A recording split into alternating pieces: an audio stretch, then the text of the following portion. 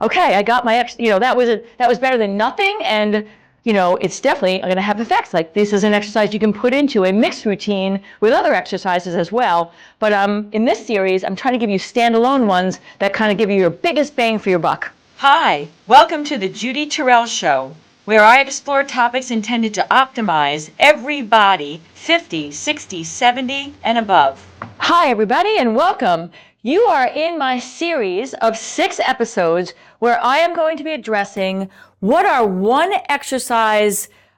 exercises that you can do when you're really pressed for time. You don't have time to do a whole workout. You don't want to miss out on getting the body conditioning and maintaining what you're trying to maintain or improve, and you're over 60. All right, so welcome everybody. This is number 1. I'm going to show you an exercise that you can do just about anywhere.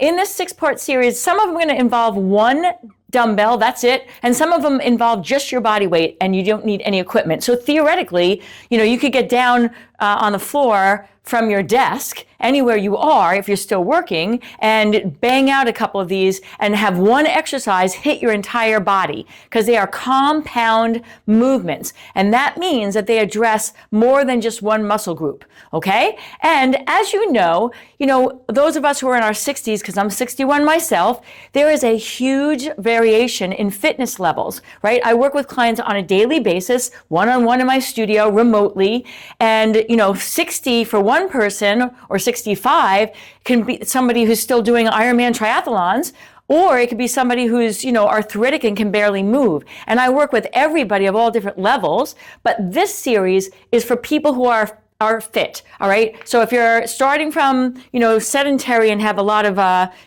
muscle and joint issues, this is not the series for you. But if you're somebody who's been, consistently working out and you're already pretty fit, but you want to have skills and tools to maintain that as you continue to age, then this is the series for you. All right, everybody. So this first exercise, and all of these are combination exercises, is going to be a deadlift with a walkout into a push-up. All right, you do need a dumbbell for the deadlift, and I'm going to be using a 20 just for illustrative purposes. And I'm going to show you the exercise. Then you can just have it in your mind that you can keep in your inventory or have this video to refer to. And then when I'm done showing it, I'm going to talk about a couple modifications in case you do have, I work with people all the time. Somebody, they can't bend their toes, or they can't weight their wrists, or their shoulder, has an impingement, so they can do these exercises, but not those. And I'm here to tell you, and I say this to all my clients, unless you're a quadriplegic, I will find a way to modify for you, all right? So I'm going to give you a couple modifications in each one of these exercises that I'm going to do in the series, but each series is just one of the exercises, okay? All right, so you got to watch all 6 of them. Okay, so this first one is a deadlift walk out into a push-up, all right? So let me show you what it looks like. I have my dumbbell right here, and so you're going to pick up your dumbbell, hold it from the ends. You can use a lighter or heavier, up to you. I work with 20. That's kind of my, weight I've been using for, decades, or a decade now at least. So here is the exercise, okay? You're going to do a deadlift. And as you know, a deadlift, you're going to hinge from the hips, slightly bent knees, come down only as low as you can feel in the hamstrings. If you go any lower, you're going to start to use your back muscles, and that's not what you want to do. So you're going to do 4 of these exercises, or 4 of this deadlift. That's 2. Slow and controlled, hinge from the hips, lift the butt up as you're coming forward. And that is 3. One more here is 4. Okay, when you finish that 4th execution, you're going to bring the dumbbell down to the floor, bend your knees, and then you walk out into a push-up position. Okay, tailbone pulled through your legs, and then you can do 4 push-ups.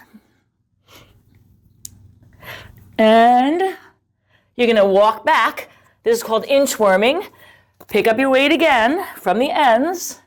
And I'm going to do 2 executions. Your Second 50.life is my virtual platform that is designed for both men and women over 50 and 60, 70, and 80.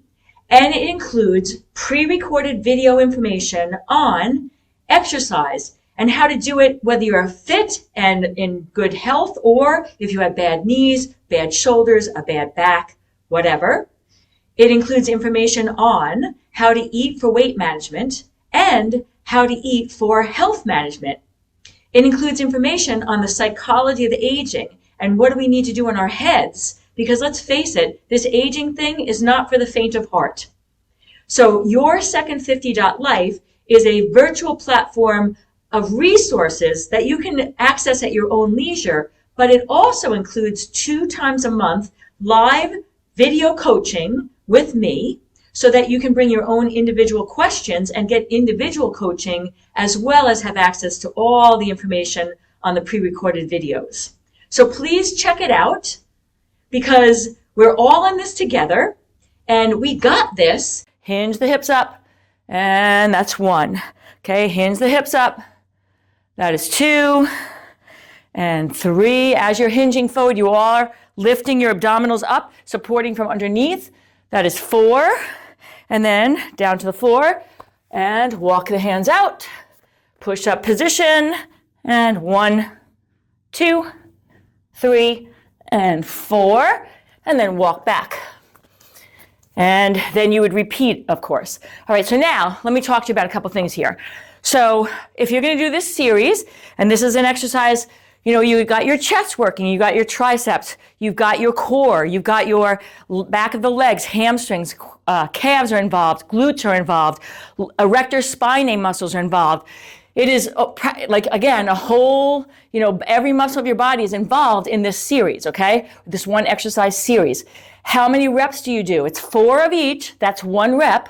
And you're going to go until you hit failure. You want to get enough of time under tension, and that means the repetitions in this case, as opposed to heavier loading, till you get rubbery or, you know, you just feel like you're, you know, I call it jelly, okay? If you do that, then you've gotten the load that you need to get an effect of toning and strengthening, okay? All right, so now a couple things on this one. The first thing is the position for the deadlift, all right? So I'm going to do this without a weight to show you. This is the mistake that people will make. Okay, see that rounded back? That is an extra. That is asking for a lower back pull or even a herniated disc or a bulging disc in the making. Okay, so you got to think about hinging from your hips and keeping your back in a straight line. It's not a round down and a round up. It's a hinge from the hips, keeping the back straight, even though it's going on a 45-degree angle, and supporting it from underneath with your abs. All right, the second mistake people will make is that they get to here, and that's about as far, because you can feel this pulling up the back of your hamstrings, and then they want to go lower, and do you see where this is coming from the back?